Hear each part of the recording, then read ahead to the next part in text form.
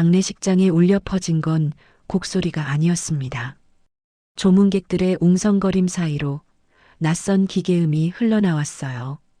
변호사가 꺼내든 낡은 녹음기에서 터져나온 아버지의 목소리였지요. 첫째 아들 태진에게는 유산을 물려주지 않는다. 순간 장례식장의 공기가 얼어붙었습니다. 58세 장남의 얼굴이 하얗게 질렸어요. 입술이 파르르 떨렸지만 아무 말도 나오지 않았지요. 3년간 아버지를 외면했던 대가가 관 앞에서 되돌아온 겁니다. 동생 태수 씨도 멍하니 서 있었어요. 아버지의 마지막 목소리가 형제의 운명을 갈라놓고 있었습니다. 오늘 이야기의 주인공은 김태수 씨입니다. 올해 55살이에요. 경기도 안산에서 중소기업 생산관리직으로 일하고 있지요. 대단한 직책은 아닙니다. 공장 라인 점검하고 출하 일정 맞추고 야근도 자주 하는 평범한 회사원이에요. 월급은 많지 않지만 성실하게 30년을 다녔습니다. 그게 태수 씨의 삶이었어요. 태수 씨에게는 3살 위 형이 있습니다. 김태진 씨, 올해 58이에요. 형은 서울에서 교육사업을 하고 있었습니다. 학원 2개를 운영하며 한때는 꽤 잘 나갔지요. 동생보다 학력도 좋고 수입도 많았습니다. 부모님도 늘 형을 자랑스러워했어요. 우리 태진이는 서울서 사업한다. 어머니는 그 말을 입버릇처럼 하셨지요. 그리고 아버지 김성호 씨, 올해 82이셨습니다. 파킨슨병을 앓고 계셨어요. 손이 떨리고 걷기가 힘들어지고 혼자서는 화장실도 가기 어려운 상태였지요. 하지만 머리는 또렷하셨습니다. 누가 자주 오는지, 누가 안 오는지 다 기억하셨어요. 문제는 3년 전에 시작됐습니다. 어머니가 갑자기 돌아가셨어요. 심장마비였습니다. 아침에 멀쩡히 밥을 차리시다가 점심때 쓰러지셨지요. 병원에 도착했을 땐 이미 늦은 뒤였습니다. 장례를 치르고 나니 현실적인 문제가 남았습니다. 아버지를 누가 돌볼 것인가? 혼자서는 생활이 불가능한 분이셨으니까요. 형제는 마주 앉아 이야기를 나눴습니다. 형, 아버지 어떻게 할까요? 태수 씨가 조심스럽게 물었습니다. 형의 대답은 짧았어요. 나는 솔직히 힘들어. 학원이 요즘 적자야. 시간도 없고 돈도 없어. 그 말에 태수 씨는 아무 대꾸도 못했습니다. 형도 힘든 건 알았으니까요. 하지만 누군가는 해야 했습니다. 결국 태수 씨가 손을 들었어요. 제가 할게요. 주말마다 다니면 되지요. 그렇게 3년이 흘렀습니다. 태수 씨의 삶은 완전히 달라졌어요. 평일에는 회사, 주말에는 아버지 집, 안산에서 수원까지 왕복 2시간 거리를 매주 오갔지요. 도착하면 할 일이 산더미였습니다. 밀린 빨래를 돌리고 냉장고를 정리하고 아버지 약을 챙겼어요. 목욕을 도와드리고 식사를 차려드리고 병원 예약도 잡았지요. 일요일 저녁이 되면 태수 씨는 녹초가 됐습니다. 그래도 아버지 얼굴을 보면 힘이 났어요.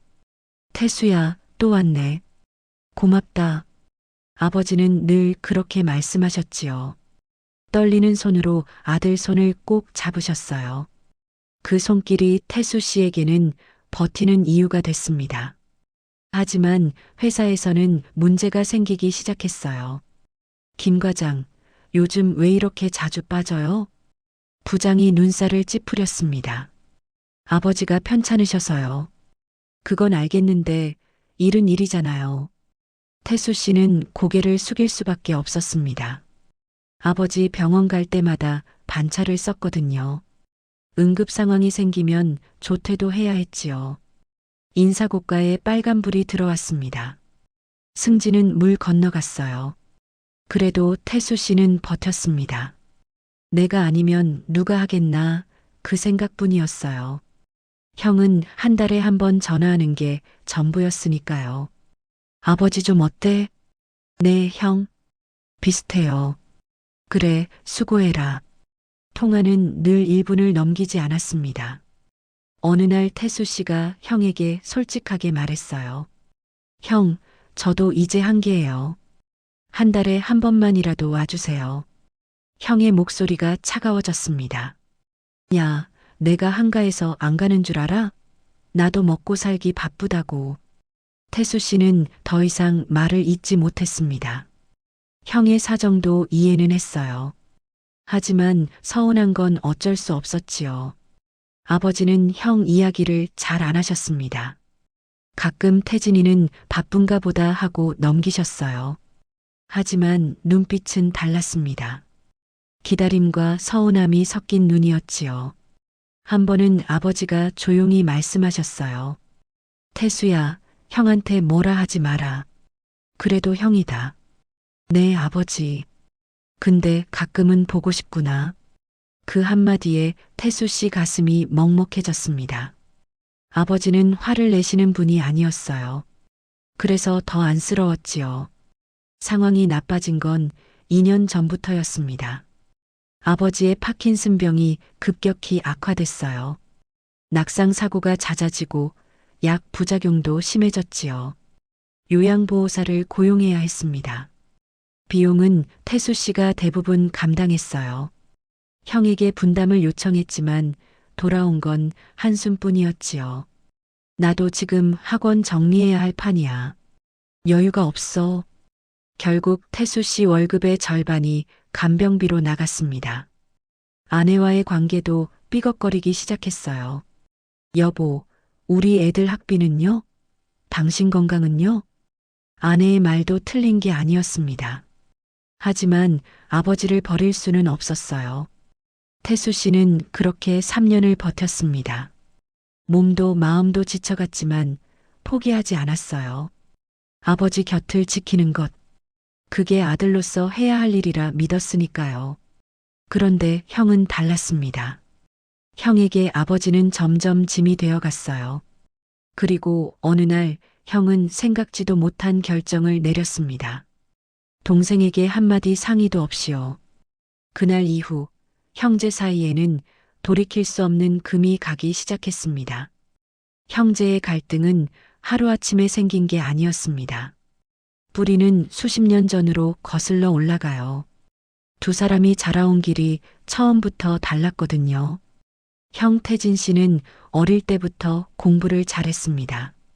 초등학교 때부터 반에서 1등을 놓친 적이 없었어요. 부모님의 기대를 한 몸에 받았지요. 우리 태진이는 크게 될 거야. 아버지는 늘 그렇게 말씀하셨습니다.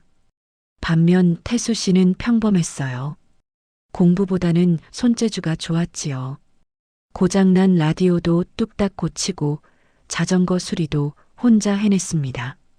하지만 그 시절엔 그런 게 인정받지 못했어요.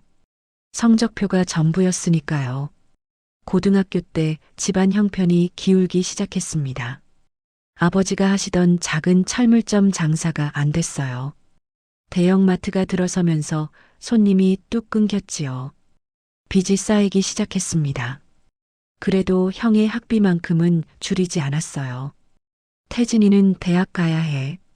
우리 집안 일으켜 세울 사람이야. 어머니는 새벽마다 김밥을 말아 팔았습니다. 아버지는 낮에는 가게, 밤에는 대리운전을 뛰셨어요. 태수 씨는 그 모습을 다 지켜봤습니다. 고3 때 담임 선생님이 물었어요. 김태수, 너 대학 어디 갈 거야? 태수 씨는 고개를 저었습니다. 저는 안 가요.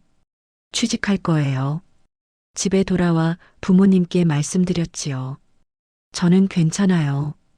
형 뒷바라지 제가 도울게요. 어머니 눈에 눈물이 고였습니다. 아버지는 아무 말 없이 담배만 피우셨어요.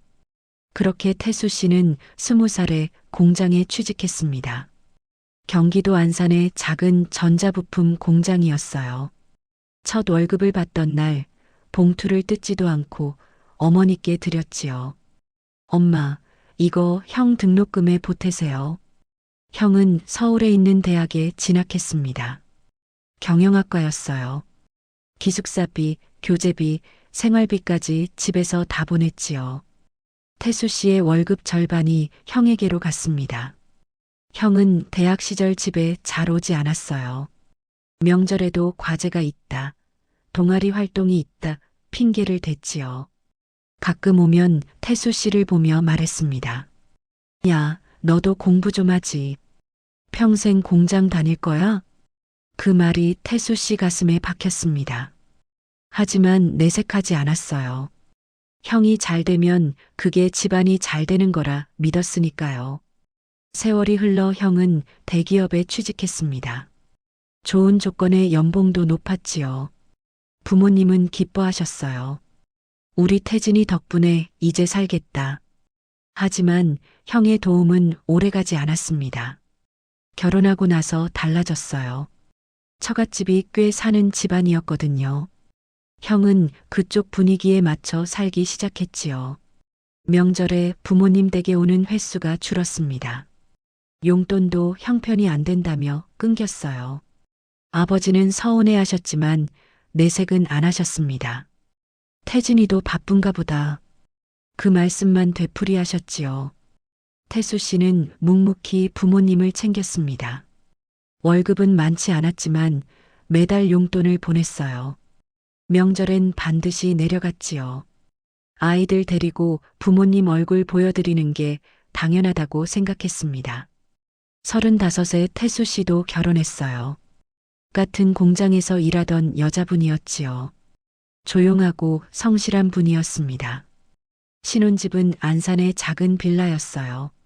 아이가 둘 태어났습니다. 딸 하나, 아들 하나. 태수 씨는 아이들 앞에서 티 안 내려고 애썼어요. 힘들어도 웃었고 지쳐도 놀아줬지요. 하지만 현실은 녹록지 않았습니다. 아이들 학원비, 부모님 용돈, 생활비, 월급은 늘 모자랐어요. 아내와 다툴 때도 결국 돈 문제였지요. 여보, 형은 뭐하고 왜 맨날 우리만 부모님 챙겨요? 아내의 질문에 태수 씨는 대답하지 못했습니다. 형이 안 하니까 내가 하는 거라고 말할 수도 없었어요. 그냥 형도 사정이 있겠지 하고 넘겼지요. 40이 넘어 아이들이 대학에 갈 나이가 됐습니다. 딸은 간호학과에 붙었어요. 아들은 재수 끝에 지방대 공대에 들어갔지요. 등록금 마련하느라 적금을 다 깼습니다. 그 즈음 형에게서 연락이 왔어요. 태수야, 나 사업 시작했다. 학원 차렸어. 목소리가 들떠 있었습니다. 태수 씨는 축하한다고 했지요. 속으로는 그 돈 있으면 부모님 좀 도와주지 싶었지만 말은 안 했습니다. 형의 학원은 처음엔 잘 됐어요. 서울 강남에서 시작해 분원까지 냈지요. 형수는 명품백을 들고 다녔고 조카들은 유학을 갔습니다. 부모님께는 여전히 소식만 전했어요. 요즘 바빠서 못 내려가요. 다음에 갈게요. 그 다음은 늘 오지 않았지요. 어머니가 자주 아프기 시작한 건 그 즈음이었습니다. 당뇨 합병증으로 눈이 나빠지셨어요. 병원에 자주 다녀야 했지요. 태수 씨가 연차 내서 모시고 다녔습니다. 형에게 연락하면 늘 같은 대답이었어요. 나 지금 학원 확장하느라 정신없어. 거기 잘 맡겨. 전화는 그렇게 끊겼지요. 어머니가 돌아가시기 일주일 전이었습니다. 태수 씨가 병문안을 갔을 때 어머니가 손을 잡으셨어요. 태수야, 내가 고생이 많다. 아니에요, 엄마. 당연한 건데요. 형한테 너무 섭섭해하지 마라. 그래도 형이다. 어머니는 끝까지 형 편을 드셨습니다. 하지만 그 눈빛엔 미안함이 가득했어요. 태수 씨는 그게 더 마음 아팠지요. 어머니 장례식에 형이 왔습니다. 검은 정장에 비싼 시계를 차고 있었어요. 조문객들 앞에서는 효자 노릇을 했지요. 하지만 장례가 끝나자마자 형은 돌아갔습니다. 나 내일 미팅 있어. 마무리는 내가 해라. 그 말 한마디 남기고요. 아버지는 상주 자리에 홀로 앉아 계셨습니다. 평생 해로한 아내를 보내고 멍하니 계셨지요. 태수 씨가 옆에 앉았습니다. 아버지, 제가 있잖아요. 아버지는 아무 말 없이 아들 손을 꽉 쥐셨어요. 그날 이후 태수 씨는 결심했습니다. 형이 어떻게 하든 나는 아버지를 끝까지 모시겠다고요. 그게 어머니께 드리는 마지막 약속이라고 생각했지요. 그리고 그 약속은 3년간의 고된 간병으로 이어졌습니다. 회사에서 눈치 받고 아내와 갈등하고 몸은 망가져 갔어요.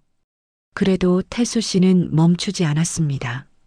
반면 형은 점점 더 멀어져 갔지요. 전화도 뜸해지고 핑계도 늘어갔습니다. 학원이 요즘 안 좋아.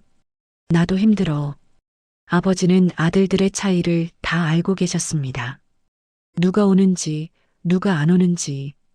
떨리는 손으로 달력에 태수 씨 오는 날만 표시해 두셨지요. 형 이름은 한 번도 적힌 적이 없었습니다. 사람들은 말합니다. 부모 마음은 손가락 깨물면 다 아프다고요. 하지만 아픈 손가락과 안 아픈 손가락은 분명히 다릅니다. 아버지의 마음 속에서 그 차이는 이미 오래전부터 벌어지고 있었어요. 그리고 그 차이는 결국 유언장에 고스란히 담기게 됩니다. 그날은 평범한 토요일이었습니다. 태수 씨는 여느 때처럼 아버지 집으로 가는 길이었어요. 안산에서 수원까지 익숙한 도로였지요. 라디오에서는 오래된 트로트가 흘러나왔습니다. 운전하면서 태수 씨는 생각했어요. 오늘은 아버지 산책 좀 시켜드려야겠다. 날씨가 좋았거든요. 가을 햇살이 따스하게 내리쬐는 오후였지요. 수원 집 앞 골목에 들어서는데 이상한 게 보였습니다. 큰 승합차 한 대가 아버지 집 앞에 서 있었어요. 흰색 차체에 뭔가 글씨가 적혀 있었지요. 가까이 가니 글자가 눈에 들어왔습니다. 실버요양원. 태수 씨의 심장이 철렁 내려앉았습니다. 무슨 일이지? 급하게 차를 세우고 현관으로 뛰어갔어요. 문이 열려 있었습니다. 거실에 들어서니 낯선 광경이 펼쳐져 있었지요. 아버지가 휠체어에 앉아 계셨어요. 그리고 그 옆에 형이 서 있었습니다. 형, 이게 무슨 일이에요? 태수 씨가 다급하게 물었습니다.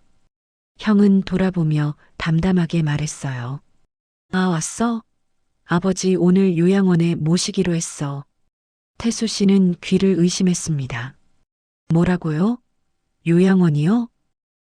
여기 상담사분이랑 다 얘기했어. 좋은 데야. 형 옆에 서 있던 중년 여성이 고개를 숙여 인사했지요. 태수 씨는 형에게 다가갔습니다.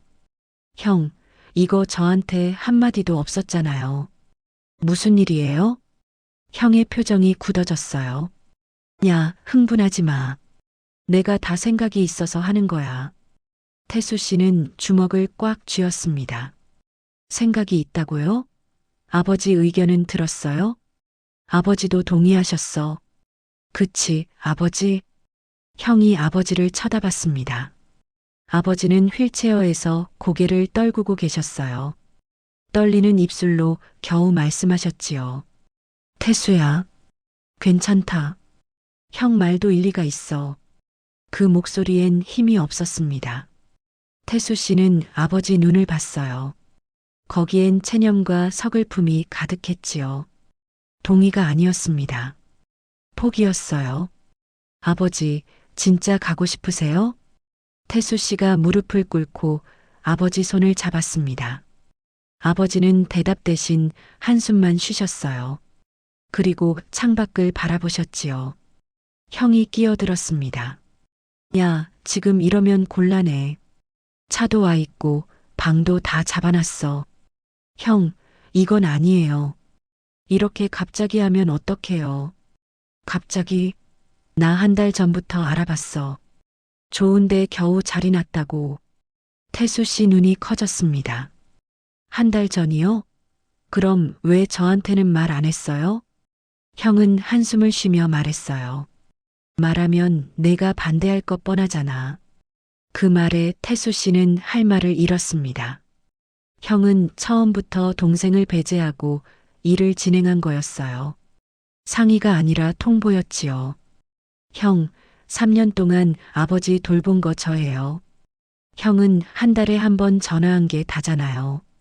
그래서 이런 결정을 왜 형 혼자 해요? 형의 얼굴이 붉어졌습니다. 야, 김태수, 나도 부양 의무 있는 자식이야. 내가 결정할 권리 있어. 권리요? 의무는 안 하면서 권리만 주장해요? 거실에 무거운 침묵이 흘렀습니다. 요양원 상담사가 어색하게 자리를 피했어요. 아버지는 휠체어에서 눈을 감고 계셨지요. 형이 목소리를 낮췄습니다. 솔직히 말할게. 너 요즘 회사에서 위험하다며? 다음 달에 구조조정 있다고 들었어. 태수 씨는 놀랐습니다. 그걸 어떻게 해? 내 처형한테 들었어. 이러다 너까지 쓰러지면 누가 아버지 돌봐? 형은 차분하게 이어갔어요. 냉정하게 생각해. 아버지 요양원 가시면 전문 간병인이 24시간 돌봐. 너보다 훨씬 낫다고. 그게 문제가 아니잖아요. 그럼 뭐가 문제야? 태수 씨는 목이 메었습니다. 아버지는 집에 계시고 싶어 하세요. 여기가 어머니랑 50년 사신 곳이에요. 감정적으로 생각하지 마. 현실적으로 봐. 형은 한 발짝 다가왔습니다. 너 지금 무리하다가 건강 망가지면 그 다음은 어떻게 할 건데? 내 애들은? 내 마누라는? 태수 씨는 대답하지 못했어요. 형의 말에도 일리가 있었으니까요. 하지만 방법이 이건 아니었습니다. 최소한 같이 상의해야 했어요. 아버지 의견을 제대로 들었어야 했지요. 이건 그냥 철이었습니다. 짐을 처분하듯 아버지를 보내려는 거였어요. 형, 태수 씨가 낮은 목소리로 말했습니다. 제가 알아볼게요. 요양원도 다른 방법도 일주일만 시간 주세요. 일주일? 이미 보증금 냈어. 그럼 취소하세요. 형의 눈에 짜증이 떠올랐습니다. 야, 지금 보증금이 500만 원이야. 취소하면 절반 날아가. 제가 물어드릴게요. 내가? 무슨 돈으로? 태수 씨는 입을 다물었습니다. 그 돈이 없었어요. 이번 달도 아버지 약값 내느라 통장이 바닥났거든요. 형이 코웃음을 쳤습니다. 봐라. 형편도 안 되면서 고집은.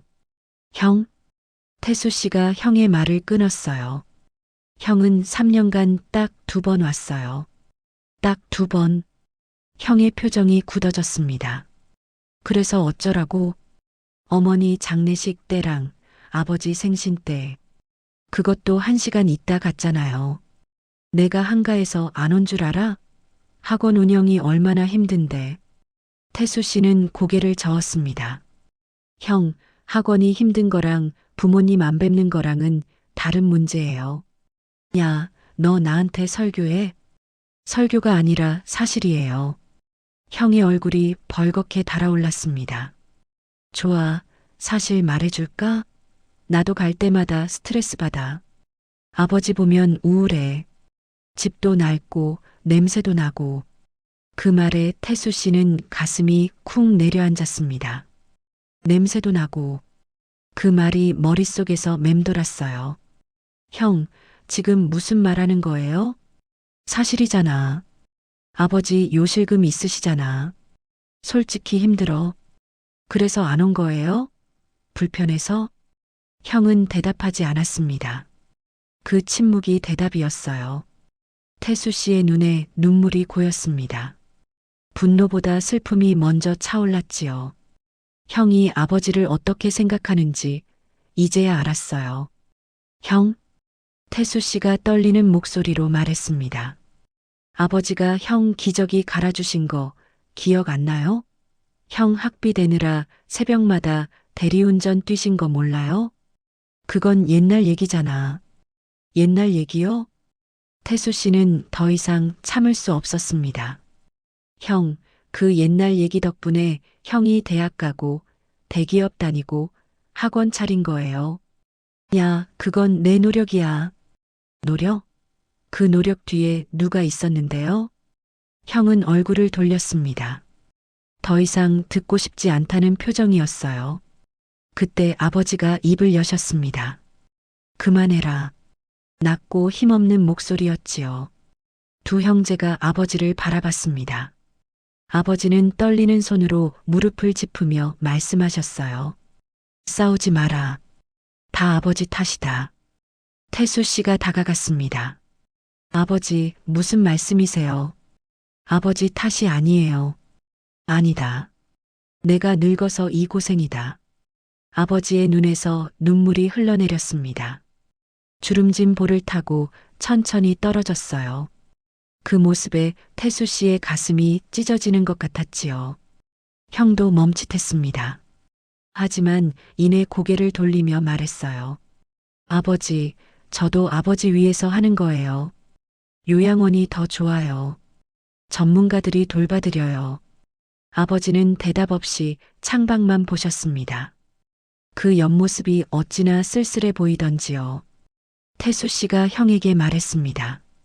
형, 오늘은 보내지 마요. 제발, 일주일만 말고 한 달만 시간 주세요. 제가 방법 찾아볼게요. 형은 한참을 망설였습니다. 그리고 한숨을 쉬며 말했어요. 알았어. 한 달이다. 근데 그때까지 대안 없으면 보내야 해. 태수 씨는 고개를 숙였습니다. 고마워요, 형. 형은 아무 말 없이 외투를 집어들었어요. 요양원 상담사에게 뭐라고 말하더니 함께 밖으로 나갔습니다. 차 문이 닫히는 소리가 들렸어요. 엔진 소리가 멀어져 갔지요. 거실에는 아버지와 태수 씨만 남았습니다. 태수 씨가 아버지 옆에 앉았어요. 아버지, 걱정 마세요. 제가 방법 찾을게요. 아버지는 아들 손을 잡으며 말씀하셨습니다. 태수야, 미안하다. 뭐가 미안하세요? 내가 고생이 많아서. 태수 씨는 눈물을 삼켰습니다. 아버지, 저 안 힘들어요. 진짜예요. 거짓말 마라. 다 안다. 아버지는 떨리는 손으로 아들 뺨을 쓰다듬으셨어요. 내가 너무 착해서 걱정이다. 그날 밤 태수 씨는 잠을 이루지 못했습니다. 형의 말들이 계속 머릿속에 맴돌았어요. 냄새도 나고, 우울해, 불편해. 아버지를 그렇게 생각하는 형이 낯설었습니다. 같은 부모 밑에서 자란 사람이 맞나 싶었어요. 하지만 더 힘들었던 건 다른 거였습니다. 형의 말에 일리가 있다는 사실이었지요. 태수 씨도 지쳐 있었거든요. 회사에서는 구조조정 얘기가 돌고 있었습니다. 몸도 예전 같지 않았어요. 허리가 자주 아팠고 잠을 제대로 못 잤지요. 아내와의 사이도 좋지 않았습니다. 당신 아버지 때문에 우리 가정이 무너지고 있어요. 아내의 말이 틀린 게 아니었어요. 그래도 포기할 수 없었습니다. 아버지를 요양원에 보내는 건 버리는 것 같았거든요. 어머니 영전에 면목이 없을 것 같았지요. 한 달이 흘렀습니다. 태수 씨는 백방으로 알아봤어요. 주간보호센터, 방문 간병 서비스, 정부 지원금. 하지만 어느 것도 완벽한 해결책이 되지 못했지요. 결국 형이 다시 연락을 해왔습니다. 한 달 됐다. 대안 찾았어? 태수 씨는 솔직하게 말했어요. 형, 아직 못 찾았어요. 조금만 더 시간을 주세요. 시간? 그럼 언제까지? 한 달만 더. 형의 한숨 소리가 전화기 너머로 들렸습니다. 야, 이러면 끝이 없어. 다음 주에 아버지 모시러 간다. 전화가 뚝 끊겼어요. 일주일 후, 형은 정말로 왔습니다. 이번에는 요양원 차량까지 같이 왔어요. 아버지는 이미 체념한 표정이셨습니다. 작은 가방 하나를 무릎에 올려놓고 휠체어에 앉아 계셨지요. 태수 씨가 달려왔을 때는 이미 현관 앞이었습니다. 형, 잠깐만요. 태수야, 이제 그만하자. 이게 다 잘 되는 거야. 태수 씨는 아버지 앞에 무릎을 꿇었습니다. 아버지, 정말 가실 거예요? 아버지는 힘없이 고개를 끄덕이셨어요. 그래, 가야지. 너 더 고생시키면 안 된다. 아버지, 태수야, 형 말 좀 들어라. 형도 나쁜 마음으로 그러는 게 아니다. 아버지는 떨리는 손으로 태수 씨 손을 잡았습니다. 내가 제일 효자다. 아버지가 안다. 그 말에 태수 씨는 눈물이 터졌습니다. 소리 없이 울었어요. 형은 외면한 채 차량 쪽을 바라보고 있었지요. 요양원 직원이 조심스럽게 다가왔습니다. 어르신 가시죠. 휠체어가 움직이기 시작했어요. 태수 씨는 아버지를 따라 걸었습니다. 차량 앞까지 함께 갔지요. 아버지가 차에 오르기 전 뒤를 돌아보셨습니다. 50년 사신 집을, 어머니와 함께했던 그 집을 마지막으로 바라보셨어요. 그 눈빛을 태수 씨는 평생 잊을 수 없었습니다. 돌아가고 싶다는 눈빛이었어요. 하지만 입으로는 아무 말도 하지 않으셨지요. 차문이 닫혔습니다. 하얀 승합차가 골목을 빠져나갔어요. 태수 씨는 차가 보이지 않을 때까지 그 자리에 서 있었습니다. 형이 다가왔습니다. 야, 들어가. 뭐 하냐? 태수 씨는 대답하지 않았어요. 보증금 250은 내가 받내라. 나도 500 냈어. 태수 씨는 형을 바라봤습니다. 형, 아버지 얼굴 봤어요? 돌아가고 싶어 하셨어요. 못 봤어요? 형은 고개를 돌렸습니다. 어쩔 수 없잖아. 다 잘 되려고 그러는 거야. 태수 씨는 더 이상 말하지 않았습니다. 빈집 현관에 서서 아버지가 앉아 계시던 거실을 바라봤어요. 휠체어 자국이 마룻바닥에 희미하게 남아 있었지요. 그날 이후 태수 씨는 매주 요양원을 찾았습니다. 편도 1시간 반 거리였어요. 아버지는 처음엔 괜찮아 보이셨습니다. 하지만 시간이 지날수록 눈에 띄게 쇠약해지셨어요. 태수야, 왔냐? 아버지는 늘 그렇게 말씀하셨지요. 하지만 예전보다 말수가 줄었어요. 식사량도 줄었습니다. 간호사가 귓속말로 말했어요. 어르신, 집에 가고 싶다고 자주 말씀하세요. 태수 씨는 가슴이 먹먹했습니다. 하지만 어쩔 수 없었어요. 혼자서는 아버지를 다시 모시기 어려웠으니까요. 형은 요양원에 거의 오지 않았습니다. 한 달에 한 번, 그것도 잠깐 들렀다 갔어요. 태수 씨가 전화로 말했습니다. 형, 아버지 상태가 안 좋아요. 자주 와주세요. 알았어. 시간 되면 갈게. 그 시간은 좀처럼 오지 않았어요. 그해 겨울, 아버지가 폐렴에 걸리셨습니다. 고열에 시달리시며 중환자실에 입원하셨어요. 태수 씨는 밤새 병원에 있었습니다. 형에게 전화했지요. 형, 아버지 위독해요. 빨리 와요. 나 지금 미팅 중인데. 형, 미팅이요? 아버지가 중환자실에 계신다고요. 알았어. 끝나고 갈게. 형이 도착한 건 다음 날 아침이었습니다. 아버지는 산소호흡기를 쓰고 계셨어요. 형은 병실 문 앞에서 멈칫했습니다. 들어가기가 두려운 듯 보였지요. 태수 씨가 말했습니다. 형, 들어와요. 아버지 깨어 계셔. 형은 천천히 들어갔어요. 아버지가 형을 보셨습니다. 떨리는 손으로 손짓하셨지요. 형이 다가갔습니다. 아버지, 태진아, 왔냐? 네, 왔어요. 아버지는 형의 손을 잡으려 하셨어요. 하지만 힘이 없어서 손이 떨어졌지요. 형이 얼른 아버지 손을 잡았습니다. 아버지, 괜찮으실 거예요. 그래, 괜찮다. 아버지는 희미하게 웃으셨습니다. 그리고 작은 목소리로 말씀하셨어요. 태진아, 동생과 사이좋게 지내라. 형은 대답하지 못했습니다. 눈을 피하며 고개만 끄덕였지요. 아버지는 다시 태수 씨를 부르셨습니다. 태수야. 네, 아버지. 고맙다. 정말 고맙다. 태수 씨는 눈물을 참으며 대답했습니다. 아버지, 저 당연히 해야 할 일 한 거예요. 아니다. 내가 아니었으면 아버지 진작에 갔다. 그 말에 병실이 조용해졌습니다. 심장 모니터 소리만 울렸어요. 아버지가 다시 입을 여셨습니다. 변호사한테 말해놓은 거 있다. 내 뜻이다. 태수 씨는 무슨 말씀인지 몰랐어요. 네, 아버지. 나중에 천천히 말씀하세요. 지금은 쉬세요.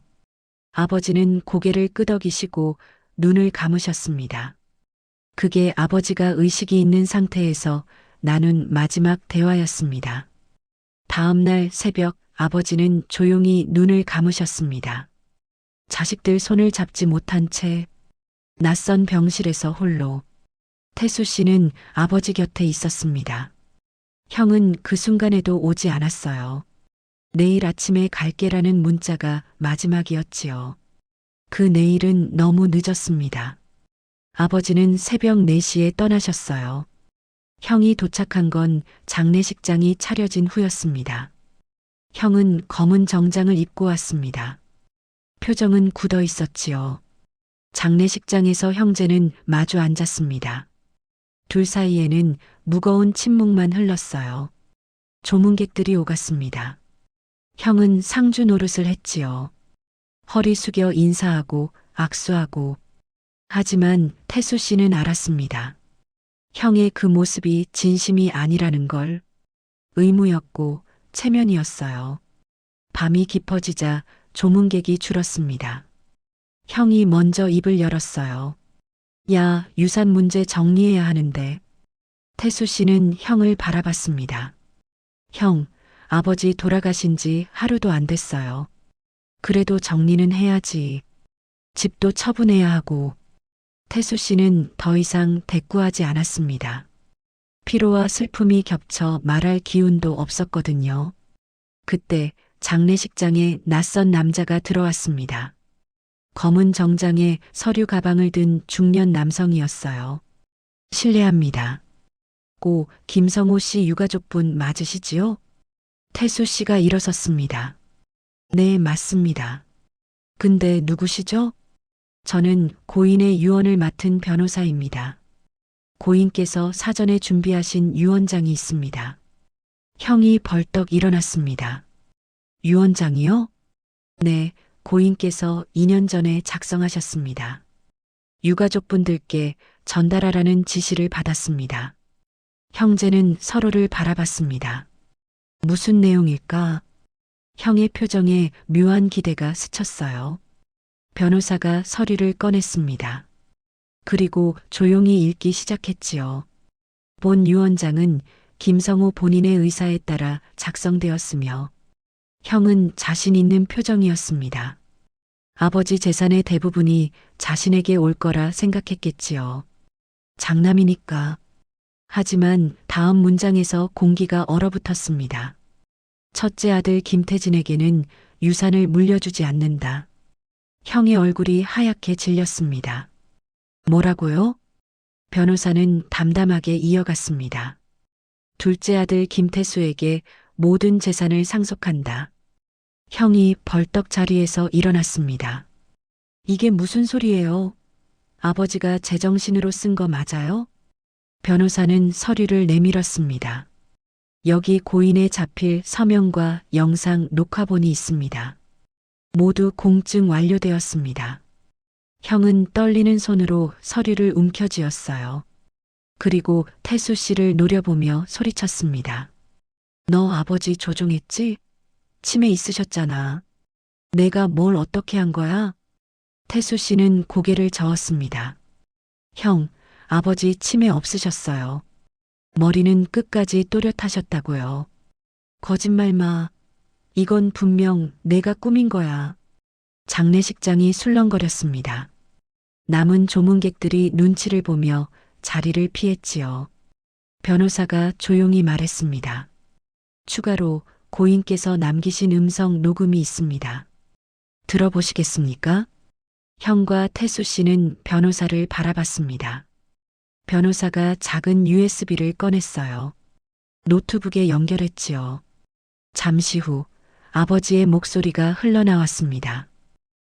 태수야, 태진아, 이 녹음을 듣고 있다면 아버지는 이미 없겠지. 떨리는 목소리였지만 분명하고 또렷했습니다. 아버지가 이렇게 정리하게 된 건 생각이 많아서다. 형은 주먹을 꽉 쥐고 서 있었습니다. 태수 씨는 눈물을 참으며 듣고 있었지요. 태진아, 내가 열심히 산 거 안다. 하지만 아버지는 서운했다. 형의 얼굴이 굳어졌습니다.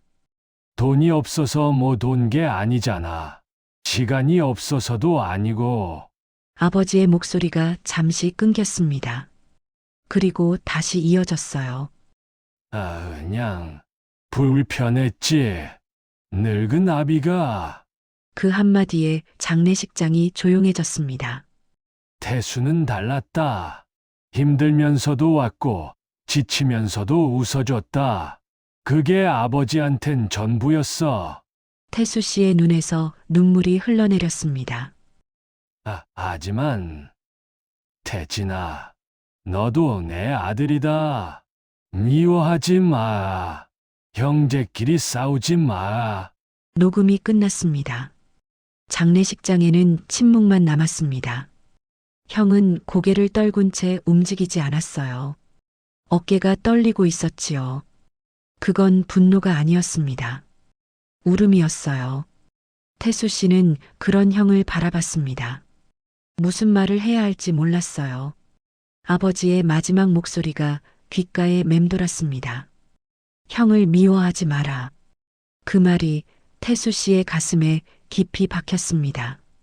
장례식장에 무거운 침묵이 내려앉았습니다. 아버지의 녹음이 끝난 뒤 아무도 말을 잇지 못했어요. 형은 고개를 떨군 채 서 있었고 태수 씨는 멍하니 바닥을 바라보고 있었지요. 변호사가 조심스럽게 입을 열었습니다. 추가로 전달드릴 것이 있습니다. 두 형제가 변호사를 바라봤어요. 고인께서 이 녹음 외에 또 다른 녹음을 남기셨습니다. 또 다른 녹음이요? 태수 씨가 물었지요. 변호사는 고개를 끄덕였습니다. 네.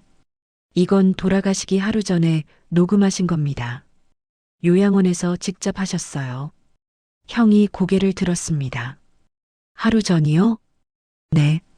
고인께서 상태가 많이 안 좋으셨지만 꼭 남기고 싶다고 하셨답니다. 변호사는 USB에서 또 다른 파일을 찾았습니다.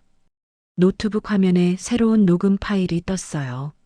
날짜가 적혀 있었지요. 아버지가 돌아가시기 정확히 하루 전이었습니다. 재생해 드릴까요? 변호사가 물었습니다. 태수 씨가 고개를 끄덕였어요. 잠시 후 아버지의 목소리가 다시 흘러나왔습니다. 이번엔 첫 번째 녹음보다 훨씬 힘이 없었어요. 숨소리가 거칠었고 말이 자주 끊겼지요. 태수야, 아버지는 힘겹게 말을 이어가셨습니다. 이 녹음은 내가 듣겠지. 아버지가 마지막으로 하고 싶은 말이 있어서. 태수 씨는 숨을 죽이고 들었습니다. 형도 고개를 들어 노트북을 바라보고 있었지요. 내가 3년간 고생한 거 아버지가 다 안다. 회사에서 눈치 받은 것도 아내랑 싸운 것도. 태수 씨의 눈에 눈물이 고였습니다. 아버지가 다 알고 계셨구나. 미안하다. 아버지가 짐이 돼서. 늙으면 안 되는 건데. 녹음 속에서 아버지의 한숨 소리가 들렸습니다. 그리고 다시 말씀하셨지요. 근데 태수야, 아버지가 한 가지 부탁할 게 있다.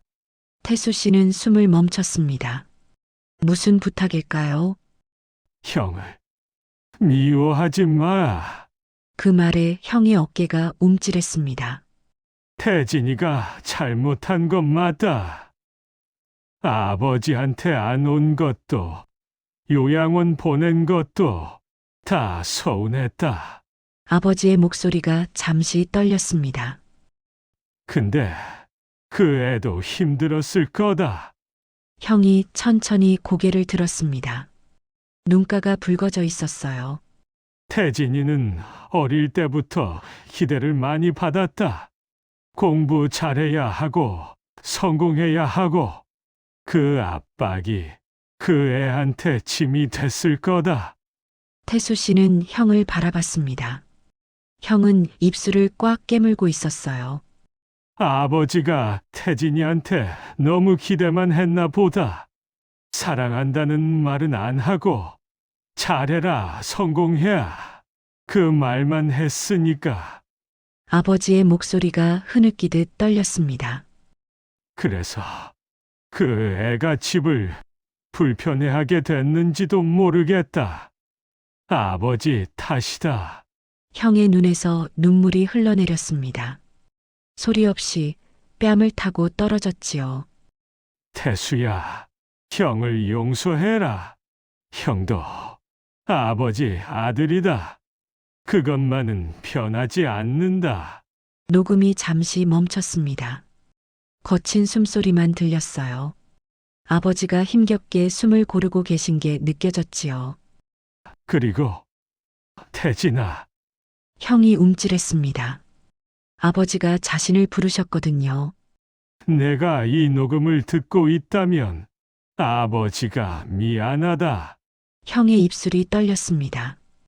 너한테 늘 잘해라, 성공해야 그 말밖에 안 했지. 사랑한다고, 보고 싶다고 그런 말 한 번 못 해줬다. 형은 주먹을 꽉 쥐었습니다. 손등에 핏줄이 섰어요. 그래서 내가 집을 불편해하게 된 거다. 아버지가 잘못한 거다. 아버지의 목소리가 울먹였습니다. 태진아, 아버지는 널 미워한 적 없다. 서운했지. 근데 그래도 내 아들이다. 형의 어깨가 떨리기 시작했습니다. 늦었지만 사랑한다. 태진아. 형은 더 이상 참지 못했습니다. 손으로 얼굴을 가리고 소리 없이 울었어요. 어깨가 크게 들썩였지요. 태수 씨는 그런 형을 바라봤습니다. 태어나서 처음 보는 형의 모습이었어요. 강하고 자신만만하던 형이 장례식장에서 무너져 내리고 있었지요. 아버지의 목소리가 다시 이어졌습니다. 태수야, 태진아. 너희 둘 다 내 아들이다. 재산이 뭐가 중요하냐? 형제가 남는 거다. 아버지의 숨소리가 더 거칠어졌습니다. 아버지가 가더라도 너희 둘은 헤어지지 마라. 그게 아버지 마지막 부탁이다. 그리고 녹음이 끝났습니다. 장례식장에는 정적만 흘렀습니다. 두 형제는 아무 말도 하지 못했어요. 변호사가 조용히 노트북을 닫았습니다. 저는 이만 물러가겠습니다. 필요한 서류는 추후 연락드리겠습니다. 변호사가 나간 뒤 장례식장에는 형제만 남았습니다. 한참 동안 아무도 입을 열지 않았어요. 형은 여전히 고개를 숙이고 있었습니다. 태수 씨도 멍하니 앉아 있었지요. 시간이 얼마나 흘렀을까요? 형이 먼저 입을 열었습니다. 태수야. 태수 씨가 형을 바라봤습니다. 형의 눈이 붉게 부어 있었어요. 나 진짜 나쁜 놈이지? 태수 씨는 대답하지 않았습니다. 형이 스스로 말을 이어갔거든요. 아버지 요양원 보낼 때 솔직히 후련했어. 짐 하나 던 것 같아서. 형의 목소리가 떨렸습니다. 아버지 뵈러 가는 게 너무 힘들었어. 갈 때마다 죄책감 느껴지고. 그래서 피했어. 태수 씨는 조용히 듣고 있었습니다. 근데 그게 핑계라는 거 알아? 바빠서 못 간 게 아니라 불편해서 안 간 거야. 형은 두 손으로 얼굴을 감쌌습니다. 아버지가 마지막에 뭘 원하셨는지 난 몰랐어. 아니, 알면서 모른 척 했어. 태수 씨는 가슴이 먹먹해졌습니다. 형의 고백이 진심이라는 게 느껴졌거든요. 아버지가 사랑한다고 하셨지. 나한테. 형의 목소리가 흐느낌으로 바뀌었습니다. 그 말, 살아계실 때 한 번만 들었으면 좋았을 텐데. 근데 난 그럴 자격이 없었어. 형은 한참을 울었습니다. 소리를 죽이며 어깨를 들썩이며 58년 인생에서 처음 보여주는 모습이었어요. 태수 씨는 형 옆에 가만히 앉았습니다. 등을 두드려줄까 하다가 그냥 옆에 있기로 했어요. 지금은 말보다 함께 있는 게 나을 것 같았거든요. 한참 후 형이 고개를 들었습니다. 눈가를 손등으로 닦으며 말했어요. 태수야, 유산, 내가 다 가져. 태수 씨가 형을 바라봤습니다. 나, 그럴 자격 없어. 3년간 아무것도 안 했잖아. 아버지 마지막도 못 받고. 형의 목소리가 쓸쓸하게 가라앉았습니다. 내가 다 받아야 맞아. 아버지도 그걸 원하셨으니까.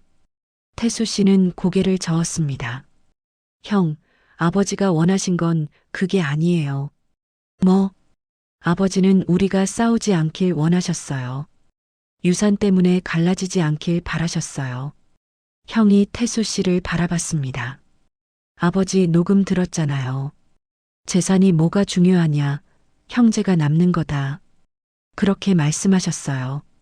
형은 입을 열었다 다물었습니다. 할 말을 찾지 못하는 것 같았어요. 태수 씨가 조용히 말을 이었습니다. 형, 저도 형 원망했어요. 솔직히, 왜 안 오시나, 왜 저한테만 다 미루시나? 그 생각 많이 했어요. 형이 고개를 떨궜습니다. 근데 아버지 녹음 들으니까 형도 힘들었겠구나, 그 생각이 들었어요. 형이 태수 씨를 바라봤습니다. 형은 어릴 때부터 기대받았잖아요. 잘해야 하고 성공해야 하고 그게 얼마나 무거웠겠어요. 형의 눈에 다시 눈물이 고였습니다. 저는 기대를 안 받았으니까 편했어요. 그냥 있는 대로 살면 됐으니까. 근데 형은 달랐잖아요.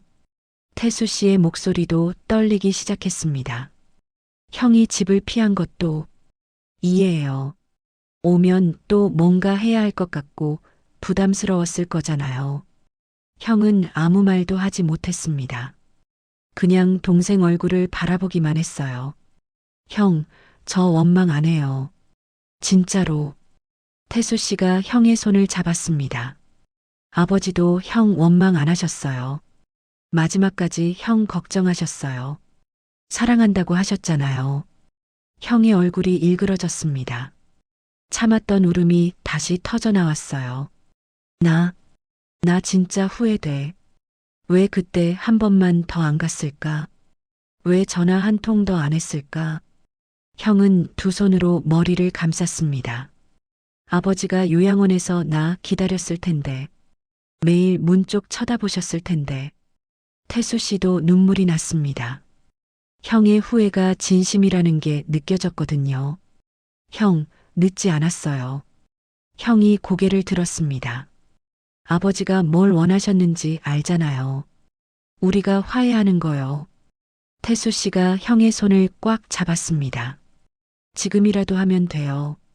아버지가 보고 계실 거예요. 형은 한참 동안 동생 얼굴을 바라봤습니다.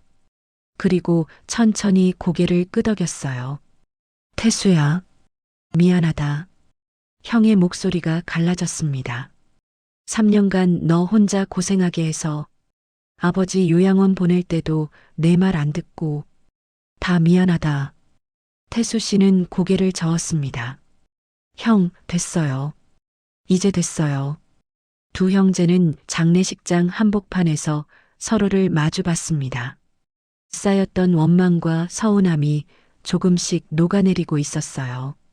형이 먼저 손을 내밀었습니다. 다시 시작하자. 형제로서 태수 씨가 그 손을 잡았습니다. 네, 형. 두 사람의 손이 굳게 맞잡혔습니다. 아버지 영정사진이 그 모습을 지켜보고 있었지요. 밤이 깊어지고 있었습니다. 장례식장 밖에는 차가운 바람이 불었어요. 두 형제는 밖으로 나왔습니다. 나란히 서서 밤하늘을 올려다봤지요. 형, 아버지가 보고 계실까요? 태수 씨가 물었습니다. 형은 하늘을 바라보며 대답했어요. 보고 계시겠지. 웃고 계실 거야. 태수 씨도 고개를 끄덕였습니다. 우리 화해한 거 보시면 기뻐하시겠죠? 그럼 그게 아버지가 제일 원하셨던 거니까. 두 사람은 한참 동안 말없이 서 있었습니다. 밤하늘에 별이 하나둘 떠오르고 있었어요. 형이 먼저 입을 열었습니다. 태수야, 유산 얘기인데. 태수 씨가 형을 바라봤어요. 아버지가 너한테 다 주셨지만 내가 힘들면 나도 도울게. 형, 아버지 집 정리하는 거 나도 같이 할게. 이번엔 피하지 않을게. 태수 씨는 형의 얼굴을 바라봤습니다. 진심이 느껴졌어요. 고마워요, 형. 고맙긴. 내가 해야 할 일이지. 형이 쓸쓸하게 웃었습니다. 늦었지만 이제라도 형 노릇 좀 해볼게. 태수 씨도 웃음이 나왔어요. 눈물이 섞인 웃음이었지요. 형, 아직 안 늦었어요. 우리 앞으로 시간 많잖아요. 형이 고개를 끄덕였습니다. 그래, 시간은 많지. 두 형제는 나란히 걸었습니다. 장례식장 뒤편 작은 정원으로요.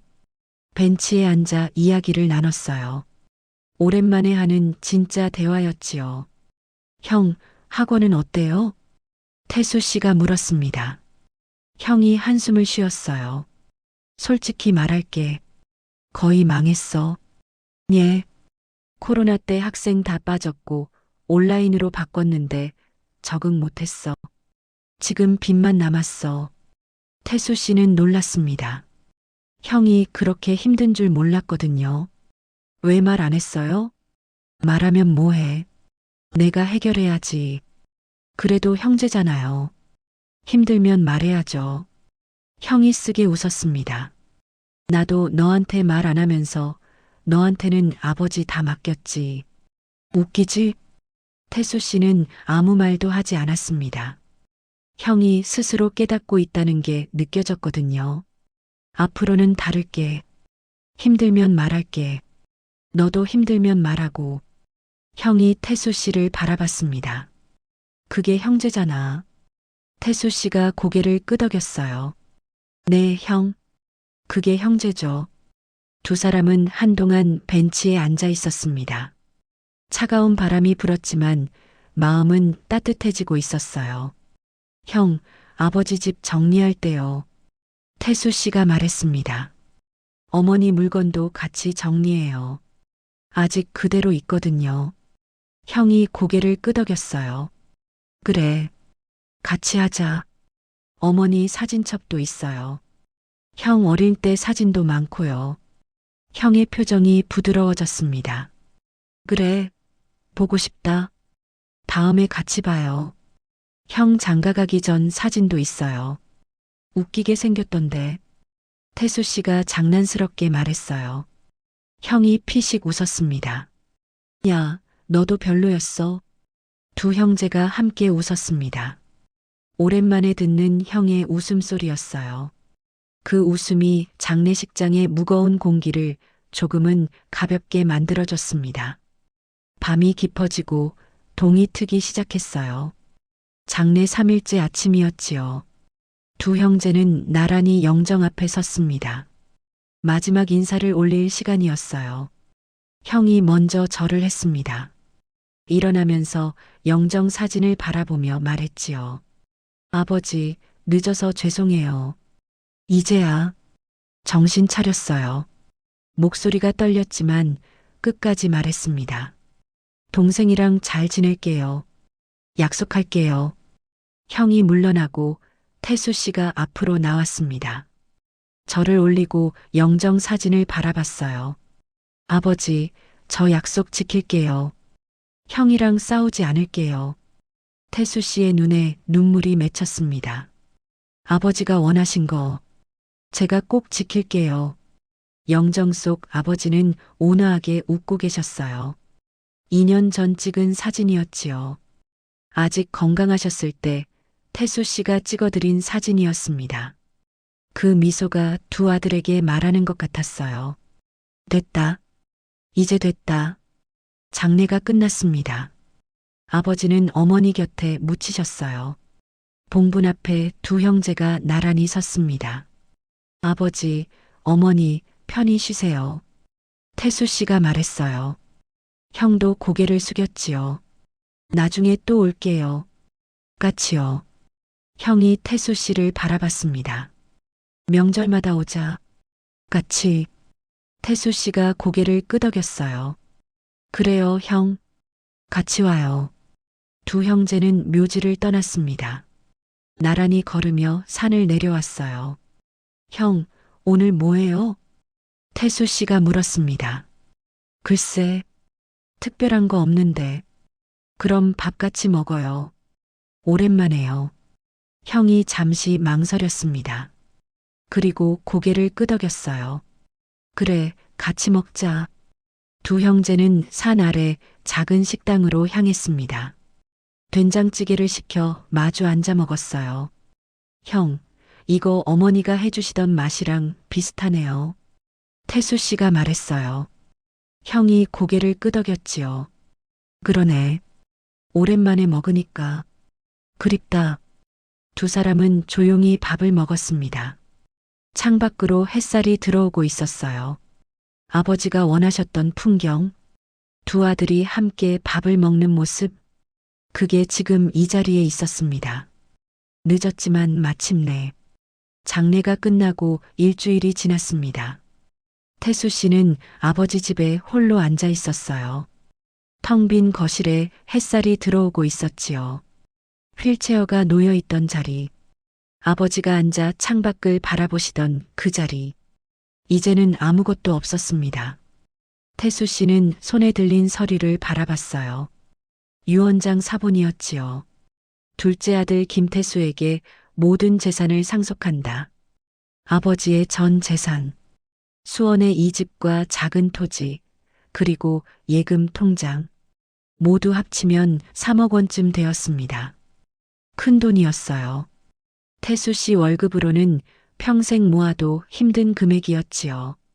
하지만 기쁨보다 허탈함이 먼저 찾아왔습니다. 이 돈이 다 무슨 소용이지. 아버지가 안 계신데.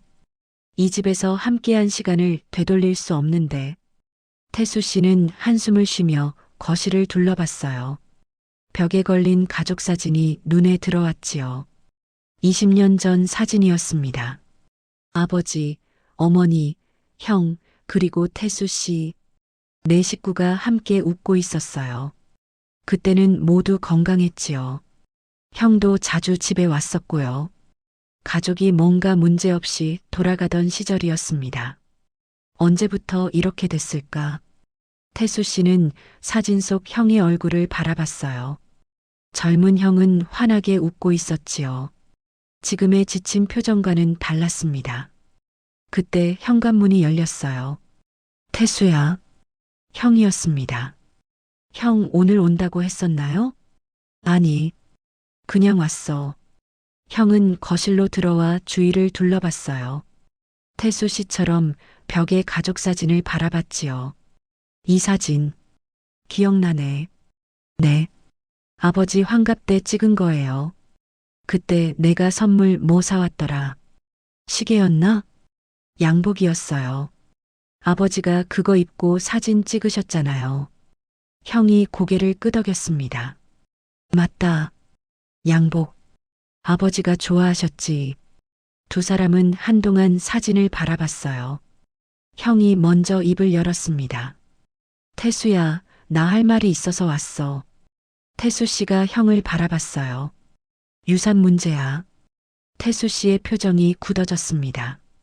혹시 형이 이 일을 제기하려는 건가? 법적으로 다투려는 건가?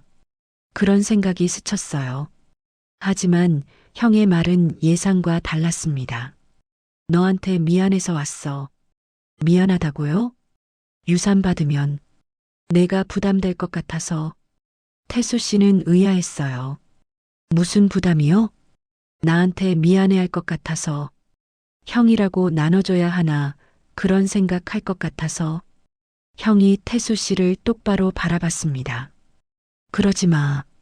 그 돈은 다 내 거야. 태수 씨는 형의 얼굴을 살폈어요. 진심인 것 같았지요. 형, 저도 생각해 봤어요. 뭘? 유산 나누는 거요. 형이 손을 저었습니다. 야, 그러지 마. 아버지가 너한테 주신 거야. 내가 받을 자격 없어. 형, 들어봐요. 태수 씨가 차분하게 말했어요. 저도 처음엔 형한테 화났어요. 솔직히 3년간 저 혼자 고생했는데 형은 뭘 했나 싶었죠. 형이 고개를 떨궜습니다. 근데 아버지 녹음 들으면서 생각이 바뀌었어요. 뭐가? 아버지가 형한테도 사랑한다고 하셨잖아요. 미워하지 말라고 하셨고요. 형은 아무 말도 하지 못했어요. 아버지는 우리가 갈라지는 걸 원하지 않으셨어요. 유산 때문에 형제가 남남되는 거, 그게 제일 싫으셨을 거예요. 태수 씨가 서류를 집어들었습니다. 그래서 저 결정했어요. 뭘? 유산 반으로 나눌 거예요. 형이랑요. 형의 눈이 커졌습니다. 야, 그게 무슨 소리야? 아버지가 너한테 주신 거잖아. 아버지가 저한테 주신 건 맞아요. 근데 아버지가 진짜 원하신 건 우리가 화해하는 거잖아요. 태수 씨가 형을 바라봤습니다. 형이 유산 못 받으면 평생 죄책감에 시달릴 거예요. 나한테 미안해하면서 살 거고요. 형은 입술을 깨물었어요. 그게 제가 원하는 게 아니에요. 저는 형이 편하게 살았으면 좋겠어요. 태수야. 형, 이건 제가 주는 게 아니에요. 아버지가 형한테 주는 거예요. 태수 씨의 목소리가 떨렸습니다. 아버지가 형한테 사랑한다고 하셨잖아요. 그 사랑이 이 돈에도 담겨 있는 거예요. 형의 눈에 눈물이 고였습니다. 나, 그럴 자격이 없어. 자격은 형이 정하는 게 아니에요. 제가 정하는 거예요. 태수 씨가 손을 내밀었습니다. 형, 받아요. 그리고 앞으로 형제로 잘 지내요. 형은 한참을 망설였습니다. 손을 내밀었다 걷었다 망설이길 반복했지요. 그리고 마침내 동생의 손을 잡았습니다. 태수야, 고맙다. 형의 목소리가 갈라졌어요. 진짜 고맙다. 태수 씨도 형의 손을 꽉 잡았습니다. 형, 이제 됐어요. 이제 다시 시작이에요. 두 형제는 한동안 손을 맞잡고 서 있었습니다. 창밖으로 오후 햇살이 쏟아져 들어왔어요. 그 빛이 두 사람을 감싸고 있었지요. 마치 아버지가 보고 계신 것처럼요. 한 달 후, 두 형제는 함께 아버지 집을 정리했습니다. 오랜만에 형이 수원 집에 왔어요. 작업복을 입고 장갑까지 끼고 왔지요. 형, 진짜 온 거예요? 태수 씨가 놀라서 물었습니다. 그럼, 말했잖아. 이번엔 피하지 않겠다고. 형이 씩 웃었어요. 두 사람은 아버지의 물건들을 하나씩 정리하기 시작했습니다. 옷장을 열자 아버지의 옷들이 가지런히 걸려 있었어요. 어머니가 돌아가신 뒤로 태수 씨가 정리해드렸던 것들이었지요. 이거 아버지가 명절 때마다 입으시던 한복이다. 형이 한복을 꺼내며 말했어요. 맞아요. 설날마다 입으셨죠. 이건 내가 환갑 때 사들인 양복이네. 형의 손이 멈췄습니다. 양복 안쪽 주머니에 뭔가가 있었거든요. 뭐야 이거? 형이 꺼낸 건 작은 종이 쪽지였어요. 접힌 채로 양복 주머니에 들어 있었지요. 형이 종이를 펼쳤습니다.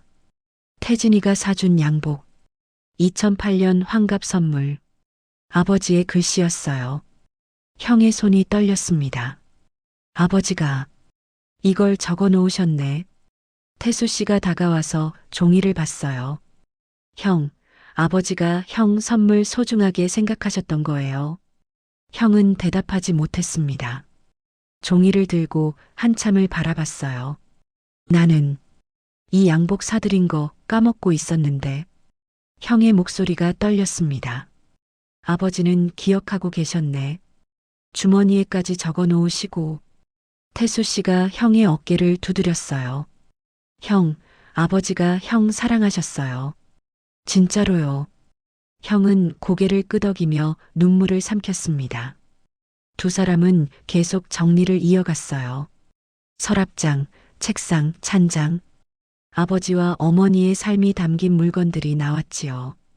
어머니의 사진첩도 나왔습니다. 이거 봐요, 형. 태수 씨가 사진첩을 펼쳤어요. 첫 페이지에 어린 시절 형의 사진이 있었습니다. 초등학교 입학식 때 찍은 거였지요. 야, 나 진짜 웃기게 생겼다. 형이 피식 웃었어요. 형, 이거 봐요. 저도 있어요. 태수 씨가 다음 페이지를 넘겼습니다. 어린 태수 씨가 형 손을 잡고 서 있는 사진이었어요. 우리 이때 사이 좋았네. 형이 말했습니다. 그러게요. 형이 저 많이 챙겨줬어요. 학교도 같이 다니고. 그랬었지. 너 울면 내가 업고 다녔는데. 맞아요. 기억나요. 두 사람은 사진첩을 넘기며 옛 이야기를 나눴습니다. 오랜만에 하는 추억 이야기였어요. 형, 이거 보세요. 태수 씨가 한 사진에서 멈췄습니다. 아버지와 어머니가 젊은 시절 찍은 사진이었어요. 두 분이 함께 웃고 계셨지요.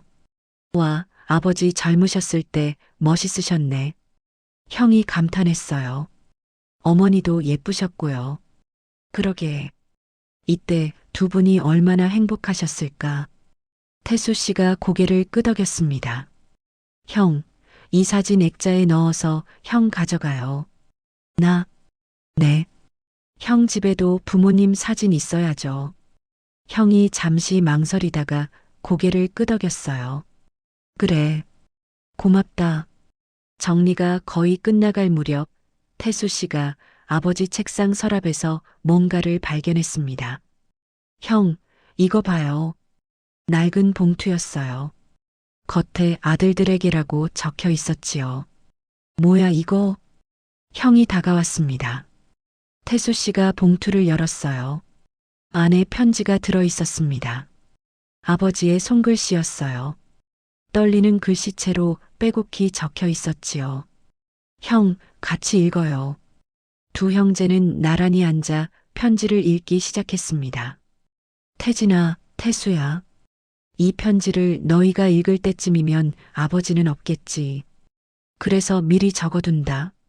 아버지는 너희 둘 다 사랑한다. 하지만 표현을 잘 못했다. 특히 태진이한테는 더 그랬다. 태진아, 내가 어릴 때 아버지는 너한테 너무 많은 걸 기대했다. 공부 잘해야 한다. 성공해야 한다. 그 말밖에 안 했다. 그게 내 짐이 됐을 줄 몰랐다. 집이 불편하게 된 것도 아버지 탓이다. 미안하다. 형의 손이 떨렸습니다. 눈에 눈물이 고여 있었어요. 태수야, 너는 늘 조용히 옆에 있어줬다. 어릴 때부터 그랬다. 형 뒷바라지하느라 대학도 못 가고 취직해서 집안 도왔지. 아버지는 다 알고 있었다. 내가 얼마나 희생했는지. 하지만 고맙다는 말을 잘 못했다. 이제라도 말한다. 태수야, 고맙다. 정말 고맙다. 태수 씨의 눈에서도 눈물이 흘러내렸습니다. 너희 둘에게 부탁이 있다. 아버지가 없어도 형제로 지내라. 싸우지 마라. 원망하지 마라. 재산은 태수한테 주지만 그건 돌봐줘서 고마워서 그런 거다. 태진이가 나쁜 아들이라서가 아니다. 그것만 알아다오. 너희 둘 다 내 아들이다. 아버지는 너희가 자랑스럽다.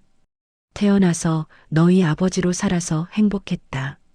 마지막으로 한마디만 더. 사랑한다. 태진아, 태수야. 아버지가 사랑한다. 편지가 끝났습니다. 두 형제는 한동안 말을 잇지 못했어요. 눈물만 흘렸지요. 형이 먼저 입을 열었습니다. 아버지, 이런 거 적어 놓으셨구나. 네.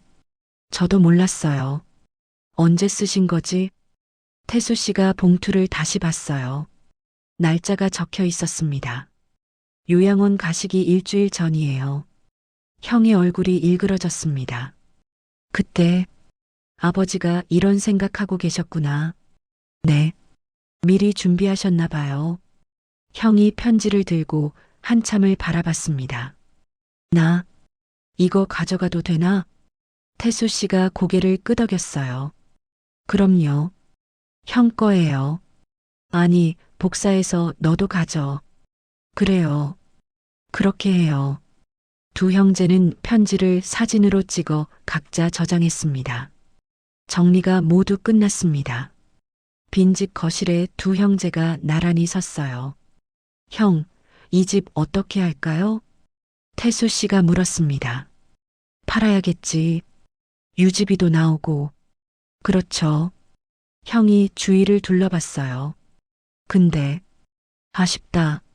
아버지, 어머니가 50년 사신 곳인데. 태수 씨도 고개를 끄덕였습니다. 저도요. 여기 올 때마다 아버지 생각날 것 같아요. 그래도 비워야지. 빈집으로 놔두면 더 안 좋아. 네. 형 말이 맞아요. 두 사람은 현관으로 나왔습니다. 신발을 신으며 태수 씨가 말했어요. 형, 다음 주에 같이 부동산 가요. 그래. 같이 가자. 형이 현관문을 열었습니다. 문을 열기 전 형이 뒤를 돌아봤어요. 빈 거실을 마지막으로 바라보는 것 같았지요. 아버지, 어머니, 잘 계세요. 형이 작게 인사했습니다. 태수 씨도 따라 고개를 숙였어요. 다음에 또 올게요. 같이요. 두 형제는 문을 닫고 밖으로 나왔습니다. 한 달 후 집이 팔렸습니다. 매각 대금은 두 형제가 반씩 나눴어요. 아버지가 남기신 예금과 토지 대금도 마찬가지였지요. 법적으로는 태수 씨가 모든 걸 받을 수 있었습니다. 하지만 태수 씨는 스스로 나누기로 결정했어요. 그게 아버지가 원하셨던 거라고 생각했거든요. 형은 그 돈으로 빚을 정리했습니다. 학원은 하나로 줄이고 작게 다시 시작하기로 했어요. 태수야, 이 돈 덕분에 숨통이 트였어.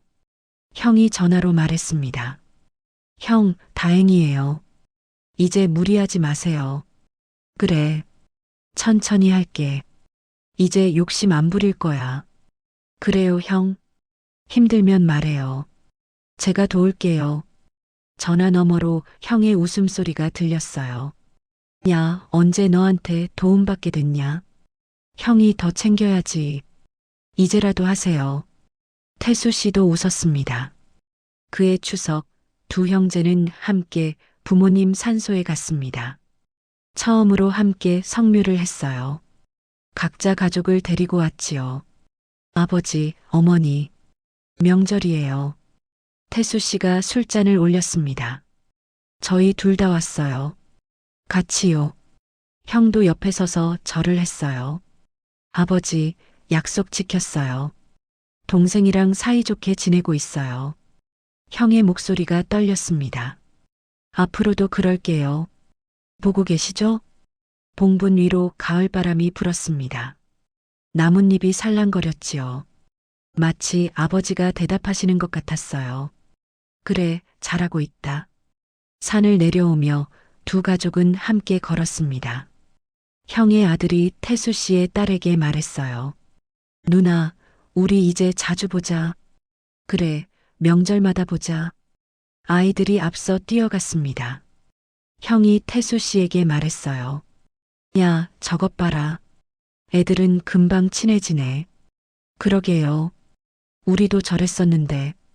그랬지. 언제부터 멀어졌나? 몰라요. 근데 이제 다시 가까워졌잖아요. 형이 고개를 끄덕였습니다. 그래. 늦었지만 다행이다. 두 형제는 나란히 걸었어요. 가을 햇살이 따스하게 내리쬐고 있었지요. 산 아래에서 가족들이 함께 점심을 먹었습니다. 시골 식당에서 백반을 시켜 둘러앉았어요. 된장찌개, 생선구이, 나물 반찬. 소박하지만 따뜻한 밥상이었지요. 형수가 태수 씨 아내에게 말했어요. 동서, 오늘 같이 와서 좋네요. 그러게요. 언니, 우리 자주 봐요. 그래요. 명절마다 같이 해요. 아이들은 제잘거리며 밥을 먹었고 어른들은 이야기를 나눴어요. 형이 술잔을 들며 말했습니다. 오늘 아버지 어머니가 기뻐하실 것 같다. 태수 씨도 잔을 들었어요. 그럴 거예요. 이게 두 분이 원하셨던 거니까요. 그래. 우리가 이렇게 모여 있는 거. 두 형제가 잔을 부딪혔습니다. 앞으로도 이렇게 지내자. 네, 형. 꼭 그래요. 해가 저물고 있었습니다. 가족들은 각자의 차에 올라탔어요. 태수 씨가 형에게 인사했습니다. 형, 오늘 고마웠어요. 고맙긴. 당연한 건데. 그래도요. 같이 와서 좋았어요. 형이 동생의 어깨를 두드렸습니다. 다음 설날에도 같이 오자. 약속해. 네, 형. 약속해요. 두 사람은 손을 맞잡았어요. 조심해서 가. 도착하면 연락하고. 형도요. 운전 조심하세요. 차들이 출발했습니다. 백미러로 형의 차가 멀어지는 게 보였어요. 태수 씨는 작게 손을 흔들었습니다. 집에 돌아온 태수 씨는 거실에 앉았습니다. 아내가 차를 가져다 주었어요. 오늘 좋았어요. 형네랑 같이 해서. 그래, 나도. 앞으로 자주 봤으면 좋겠어요. 태수 씨가 고개를 끄덕였습니다. 그럴 거야. 형도 달라졌어. 형부가 많이 변했더라고요. 눈빛이 다르던데. 그래. 아버지가 바꿔놓으신 것 같아. 태수 씨는 창밖을 바라봤어요. 밤하늘에 별이 떠오르고 있었지요. 아버지, 보고 계시죠? 마음속으로 인사했습니다. 저희 잘 지내고 있어요. 형이랑도 화해했고요. 별빛이 반짝였어요. 마치 아버지가 대답하시는 것 같았지요. 그래, 잘했다. 그게 아버지가 원했던 거다. 태수 씨는 미소를 지었습니다. 길고 힘들었던 3년. 그리고 아버지의 마지막 선물. 그 모든 것이 이렇게 귀결됐어요. 형제가 다시 형제가 되는 것. 가족이 다시 가족이 되는 것. 아버지가 남기신 진짜 유산은 돈이 아니었습니다. 두 아들을 다시 이어준 것. 그게 아버지의 마지막 선물이었어요. 태수 씨는 조용히 눈을 감았습니다. 아버지, 고마워요. 덕분에 저희가 다시 가족이 됐어요. 밤바람이 창문을 스쳤습니다. 마치 아버지의 손길처럼 따스하게요. 이야기는 여기서 끝이 아닙니다.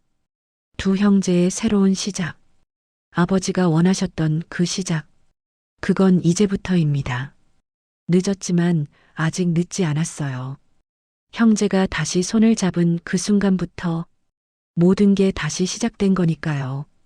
태수 씨는 요즘 가끔 아버지 생각을 합니다.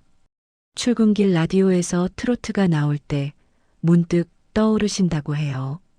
아버지가 남기신 건 집 한 채와 작은 통장이 전부였지요.